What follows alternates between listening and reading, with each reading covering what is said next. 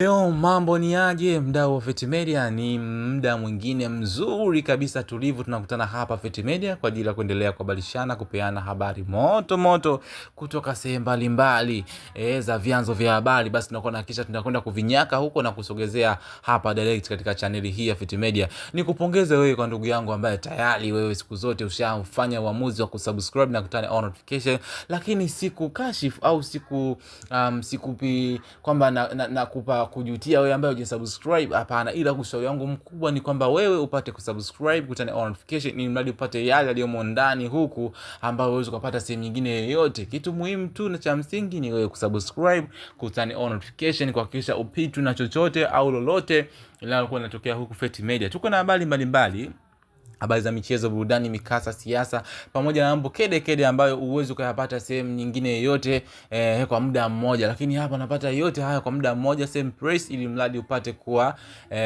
unapata burudani yako popote pale ulipo ulimwenguni. Nikushukuru sana kwa muda wetu ambao umekuwa na Feti Media toka inaanza mpaka hapa ilipofikia. Tunakupongeza na kukuambia mambo mengi makubwa mazuri yanakuja, usibanduke wala kungatuka.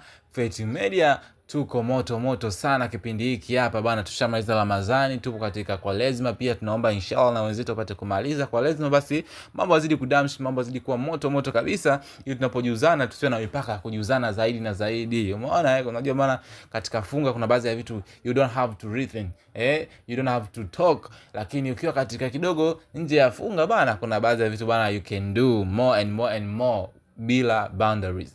Anyway, wacha nikupea katika hii big news ambayo imekuwa inspired kwa vijana wengi, imekuwa inspired kwa watu mashuhuri wengi sana, na imeonekana ni kitu kikubwa ukikompare na kitu ambacho ndugu yetu alikuwa amekifanya cha toa mkono wa Idi was good. Lakini kwa hiki kitu ambacho amekifanya pia ndugu yetu Harmonize, msanii mkubwa kutoka hapa nchini Tanzania, mengi makubwa ameyafanya, lakini kubwa zaidi kwenye ukigusia swala la kiimani zaidi katika tamaduni zetu sisi wa Afrika, unakuwa umegusa jamii nzima kwa ujumla. So kwa kitendo cha yeye kuigusa jamii direct na in spiritual, imekuwa ni kitu ambacho kimemake headline.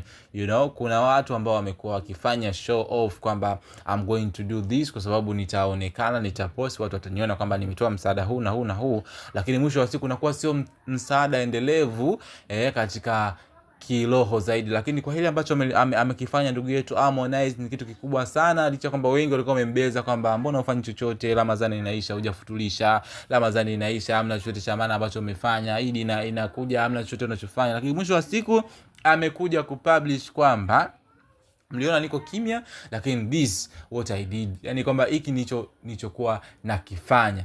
Bana, ndugu yetu huyu ameamua kushare na sisi katika Insta story yake pale kwamba alikuwa katika ujenzi wa msikiti huko kijijini kwao. Unajua ukigusia imani ya dini fulani ya Kikristo au ya Kiislamu kwenye upande wa kujenga kanisa au msikiti, inakuwa ni jambo kubwa katika ulimwengu huu wa nyama tuliokuwa nao na ulimwengu wa leo pia, kwa sababu pia utakuwa unaokoa nafsi za watu fulani ambao wanaenda kufanya ibada pale, kuzungumza na Mwenyezi Mungu wakiwa katika sehemu nzuri. Ni kitu ambacho unazidi kubarikiwa na vizazi hata vizazi, kwa sababu msikiti unapokuwa unajenga au kanisa unapokuwa unajenga, sio wale tu wa kipindi hicho ndio watakuwa wanaswalia pale au wanasali pale, hapana, lakini itakuwa ni generation at generation itaenda pale, itafanya maombi. Lakini cha Mungu anazidi kupunguzia baadhi ya dhambi ambazo tunakuwa tunazifanya kwa imani zetu wengine, kwamba tunapunguziwa madhambi yetu kutokana na vitu ambavyo tunavifanya ambavyo kijamii pia inakuwa inasaidia sana. Kwa hiyo ndugu yetu alikuwa ameshare kwamba amefanya jambo,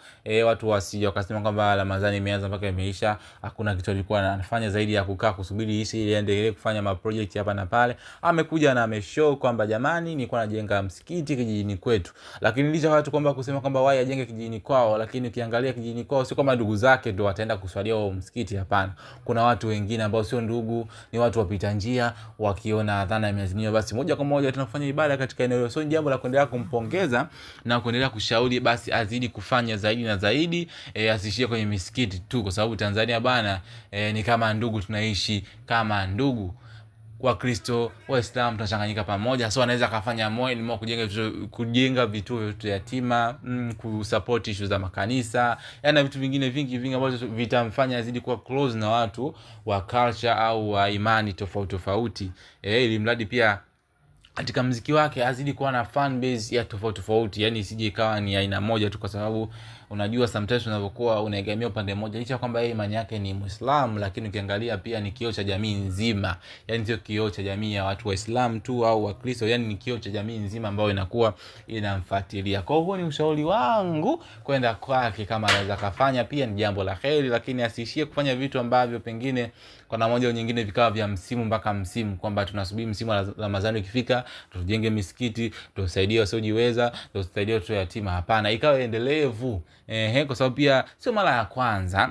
Sababu pia amekuwa ni mtu ambaye akifanya tu mtaani, anasaidia watu, anawapa hela na vitu vingine vingi. Kwa hiyo ni mtu ambaye anaonekana pia na moyo wa kutoa, licha ya mambo maskendo ambayo anaendelea kuonga sijui hivi na vile, lakini mwisho wa siku ule moyo wake wa kutoa si uko pale pale. Na kama kufuatilia, ni wasanii wachache sana ambao wanaonekana kuguswa na hali ya jamii ambao wanakuwa nakutana nayo.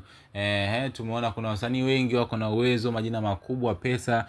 Sio kwamba ndo waonyeshi, lakini pia ukiangalia tu kuna baadhi ya vitu mtu kivifanya unaonekana kweli huyu mtu ana moyo wa kutoa. Kwa sababu pia anaweza akashow off kwamba jamani nimefanya hivi, au akarekodi ka clip akasema ana tabia kutaka kujigamba, lakini mwisho wa siku mtu anaweza asionyeshe, lakini pia jamii karudisha feedback kwamba huyu mtu kweli ana moyo wa kutoa. Lakini kuna watu wengine wamekaa kama hawana ndugu, kama hawana watu wa kusaidia, kama ni vitu fulani ambavyo wao haviwahusu kabisa katika jamii.